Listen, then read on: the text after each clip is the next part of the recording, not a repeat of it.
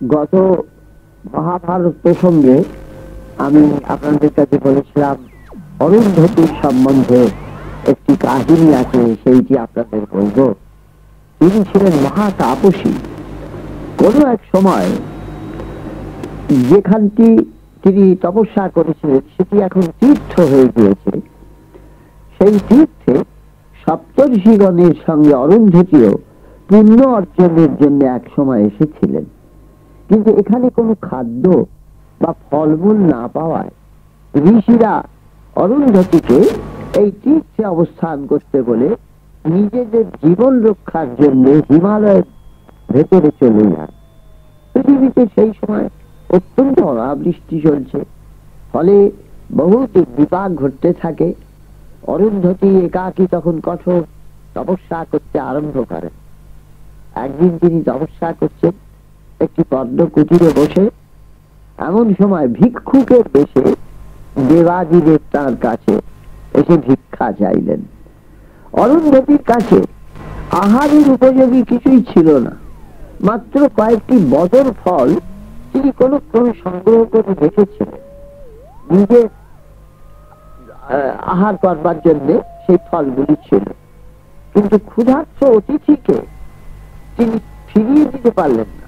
তিনি বললেন, বাবা, দেশে দারুণ অনাবৃষ্টি হয়, ফল মূল অন্য কিছুই তো পাওয়া যাচ্ছে না, তবে আমি কয়েকটি বদর ফল রেখেছি, যদি তুমি সেগুলি গ্রহণ করো তাহলে আমি অবিলম্বে পাক করে দিই।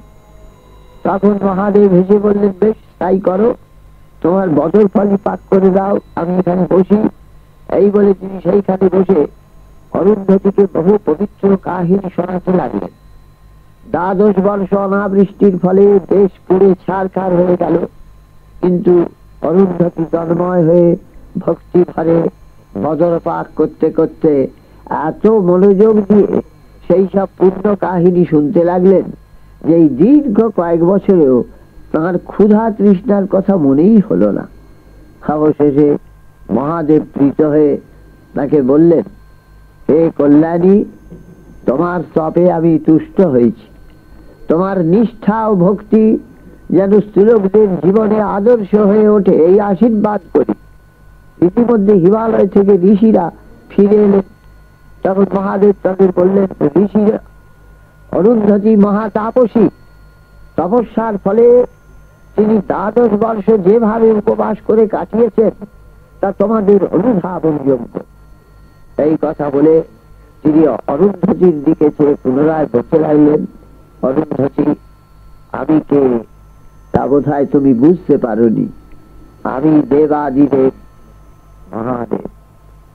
তোমার তপস্যা আমি দেখতে এসেছিলাম, তুমি আমায় তৃপ্ত করেছ, তাই তুমি কি বর প্রার্থনা করো? অরুন্ধতী যখন করজোড়ে মহাদেবকে বললেন, নিজের জন্য আমি কিছু প্রার্থনা করি না প্রভু, আমি যে তীর্থে অতিথির জন্য বদর পাক করতে করতে আপনার মুখ থেকে পূর্ণ কাহিনী শুনেছি, সেই তীর্থ যেন বদরপাচন তীর্থ হিসাবে সকলের কাছে বরণীয় হয়ে থাকে। সিদ্ধ তাপসরা যেন এইখানে এসে শান্তি লাভ করেন। মহাদেব তার কথা শুনে তথাস্তু বলে সেখান থেকে চলে গেলেন। সুভাবতী আর অরুন্ধতির এই তপস্যার ক্ষেত্র তাই আজও পুণ্যভূমি বলে পরিগণিত হয়ে থাকে। এইখান থেকে বলরাম বললেন, আমি চলে গেলাম ইন্দ্র তীর্থে। ইন্দ্র এই তীর্থে 100 অশ্বমেধ যজ্ঞ সমাপন করে শতক্রতু আখ্যা লাভ করেছিলেন।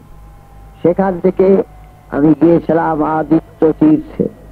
এই তীর্থে স্বয়ং আদিত্যদেব যজ্ঞ করে ত্রিভুবনের জ্যোতির আধিপত্য পান। এই তীর্থে বিষ্ণু মধু কৈটবকে নিপাতিত করে নদীতে অবগাহন করেন।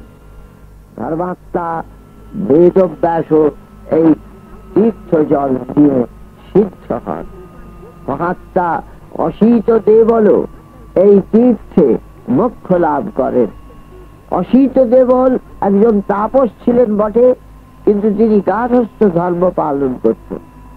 কিছুদিন পরে সেইখানে মহর্ষি যোগী সভ্য নামের যোগী এসে অবস্থান করতে থাকে। যোগী সভ্যকে অল্প দিনের মধ্যে সিদ্ধি লাভ করতে দেখে দেবল তাঁর সেবা ও পূজায় বহুদিন কাটিয়েছিলেন বটে, কিন্তু যোগী সভ্য তার সঙ্গে কোনো কথা কইতেন না। দেবল নিজেও যোগী ছিলেন, তার মনে তখন অভিমান হলো, তবে এত সেবা করছি, তিনি আমার দিকে ফিরেও চান না, কথাও কন না। তিনি একদিন একটি কলস নিয়ে যোগ বলে আকাশ মার্গে উঠে সাগরে গমন করলেন এবং নিজের শক্তি দেখিয়ে ভাবলেন যে যোগী সভ্য নিশ্চয় এই দেখে খুব ভালোভাবে তার সঙ্গে ব্যবহার করবেন এবং আশ্চর্য হয়ে যাবেন। কিন্তু কোথায় কি, সাগরে গিয়ে তিনি দেখেন যে মহর্ষি যোগী সভ্য তার পূর্বে কখন এসে সাগর তীরে বসে আছে। দেবল চিন্তান্বিত হয়ে সাগরের জল নিয়ে যখন আশ্রমে ফিরে এলেন, তখন দেখলেন যোগী সভ্য আশ্রমের মধ্যে স্থির অপ্রকম্প ভাবে অবস্থান করছে। তখন তিনি বুঝতে পারলেন যিনি সামান্য যোগী নন। দেখতে পেলেন অন্তরিক্ষচারী বহু দেবতা যোগী সভ্যকে পূজা করছেন সেখানে। মহর্ষি দেবল তখন ঈর্ষান্বিত হয়ে যোগী সভ্যকে কিভাবে যোগ বলে পরাস্ত করবেন তার উপায় চিন্তা করতে লাগলেন। যোগী সভ্য যেখানে যান সেখানে তিনি যেতে আরম্ভ করলেন। পিতৃলোক, দেবলোক, যমলোক, সর্বত্র যোগী সভ্য যেমন অনায়াসে যেতেন, দেবল ও যোগ বলে তার অনুসরণ করতে থাকেন। কিন্তু হঠাৎ যোগী সভ্য এমন এক স্থানে অন্তর্হিত হয়ে গেলেন যে দেবল আর তার দেখা পেলেন না। বহু লোক গমন করেও যখন তার দেখা মিলল না, তখন তিনি শুদ্ধাচারী কয়েকজন ঋষিকে জিজ্ঞাসা করলেন যে দেখুন, আমিও তো যোগী এবং যোগী সভ্য যোগী, আপনারা অনেকেই দেখেছেন, তিনি যেখানে যেতে পারতেন আমি সেখানে যেতে পারতাম। আমি ভাবতাম যে তার যোগ বলের সঙ্গে আমার যোগ বলের সার্থকতা প্রায় একই রকমের ঘটেছে, কিন্তু তিনি আমার সঙ্গে বেশি কথা বার্তা কইতেন না। কিন্তু আমি তার আহারের জোগাড় থেকে কিভাবে শয়ন করবেন, কিভাবে বিশ্রাম করবেন, সব ব্যবস্থা করেছিলাম। আমার একটা অভিমান ছিল যে আমিও তারই সমান, কিন্তু সর্বলোক গমন করে দেখেছি তিনি যেখানে গেছেন আমিও দেখি, কিন্তু এখন তাকে খুঁজে পাচ্ছি কেন। যোগী সভ্য তখন সারস্বত লোকে অবস্থান করছেন। এই কথা বললেন ঋষিরা, তুমি তো ইচ্ছা করলেও সে লোকে যেতে পারবে না ইন্দ্র, তার জন্য আরো সংযম, আরো তপস্যার প্রয়োজন। একমাত্র প্রকৃত ব্রহ্মবাদী ছাড়া সে লোকে যাবার শক্তি কারুর হয় না। তুমি তো ব্রহ্মবাদী নও দেবল। এই কথা শুনে দেবল লজ্জিত হলেন। দ্রুত নিজের কুটিরে ফিরে এসে দেখলেন যে মহর্ষি যোগী সভ্য আবার তার নিজের আসনে স্থানের মতো স্থির হয়ে বসে আছে। তখন তার অভিমান টুটে গেল। তিনি পায়ের ওপর পড়ে বললেন যে আমি নয়, আপনি মোক্ষ ধর্ম কি তা শেখান। মহর্ষির মনে তখন কৃপার সঞ্চার হলো। তিনি তাকে মোক্ষ ধর্ম পালনের উপায় বলে দিলেন এবং বললেন যে তুমি গারস্থ ধর্ম কখনো পরিত্যাগ করো না, এই ধর্ম করে যাও এবং গারস্থ ধর্মে যদি তপস্যা করতে পারো তাহলেই তোমার মোক্ষ মিলবে। এই বলে তিনি চলে গেলেন।